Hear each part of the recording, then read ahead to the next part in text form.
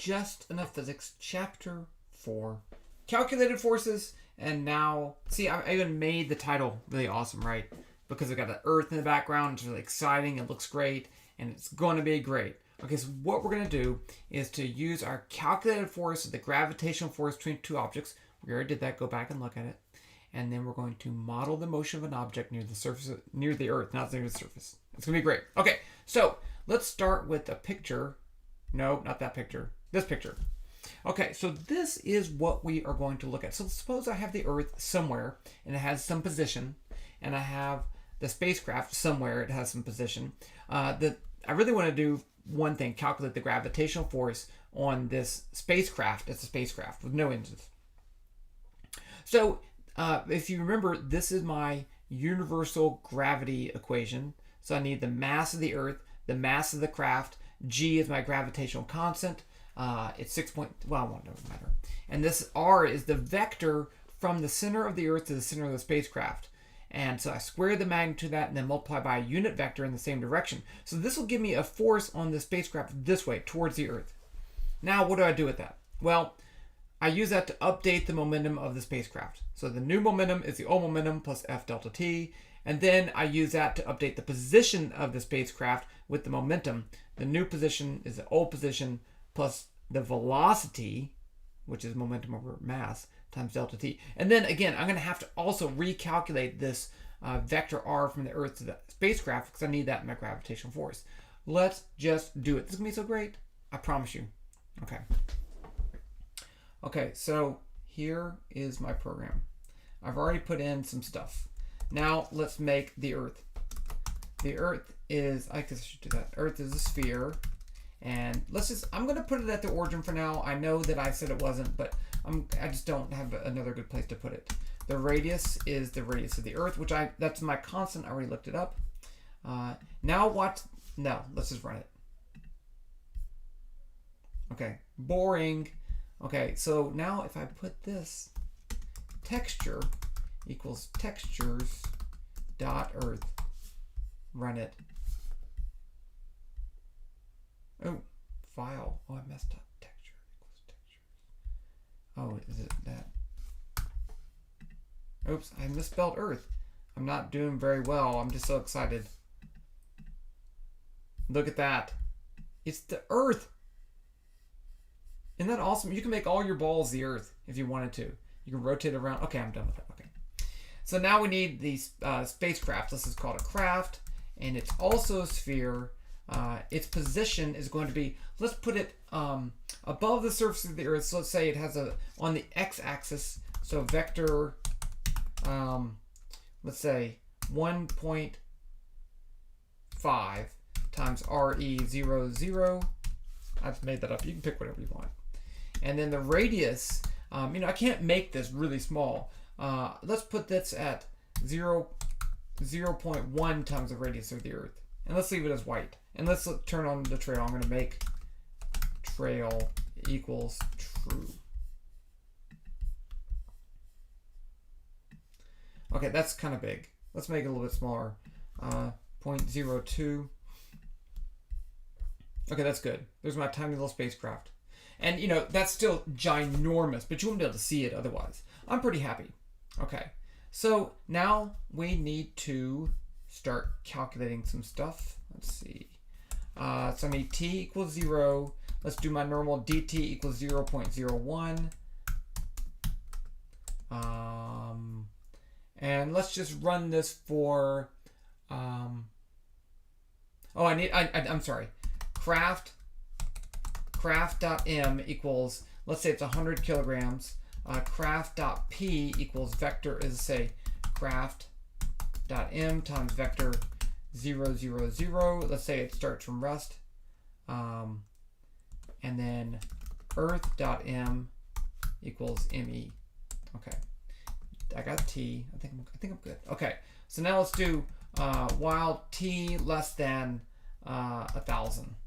I know that's long. Rate 100. We did, and go back to the previous video. Okay, I went over all these different things. Step number 1 is to calculate the vector r. R equals it's the craft position minus Earth position. So remember, in order to know their position, that's just .pos. So it's going to be craft.pos minus Earth.pos. Now I can calculate the force. There's only one force, so it's going to say RF equals negative G times Earth.m times craft.m times norm R. Norm R is R hat. That's a unit vector for R. And mag R is the magnitude of R, but I have to square that. Okay. Now I can update the momentum. Craft.p equals craft.p plus F times dt. Now I can update the position.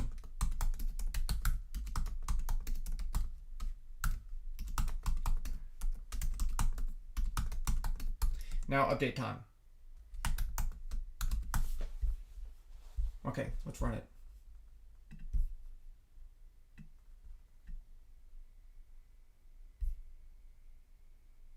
Isn't that awesome?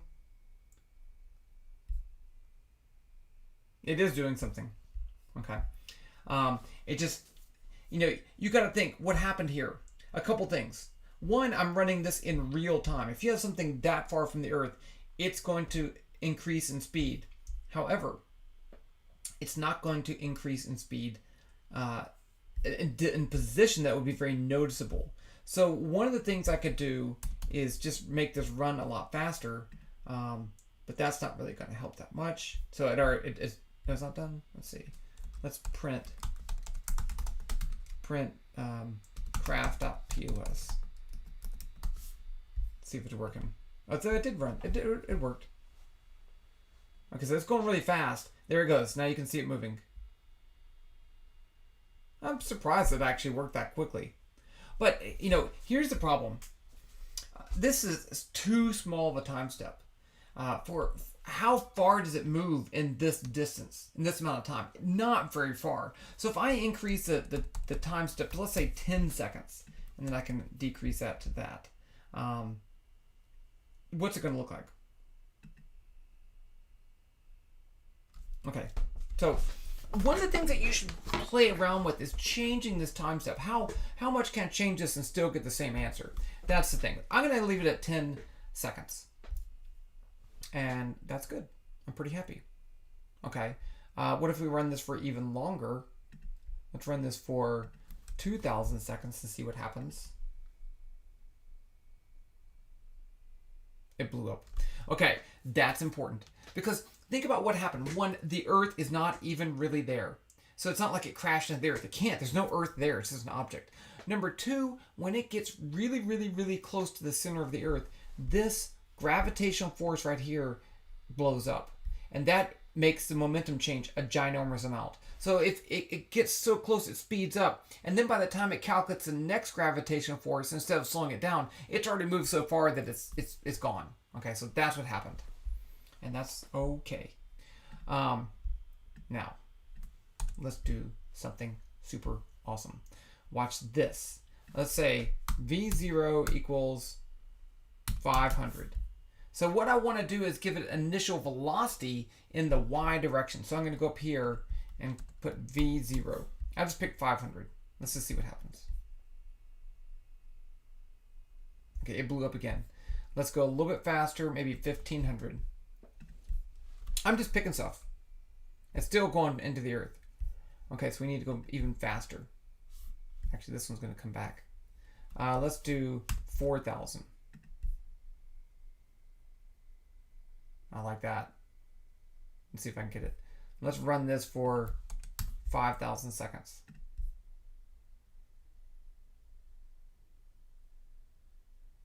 Look at that. It's orbiting the Earth, even though it goes into the Earth. Okay. How about this? What about this? What if I make it move away and up? There you go. Check that out. Is that not awesome? Okay, so this is your introduction to orbital motion. Let's see. I want to make another one, but I think I should stop here because I think if I do too much, it's going to be overwhelming. We're going to do another orbiting object, but this time we're going to do the Earth and the Moon, and it's going to be great. Okay, so I'll do that on the next one. So like this, follow this, Patreon down below. Remember, this is me working through the introductory physics course. This is for you. It's going to be great. I'm having a good time, and I'll talk to you next time.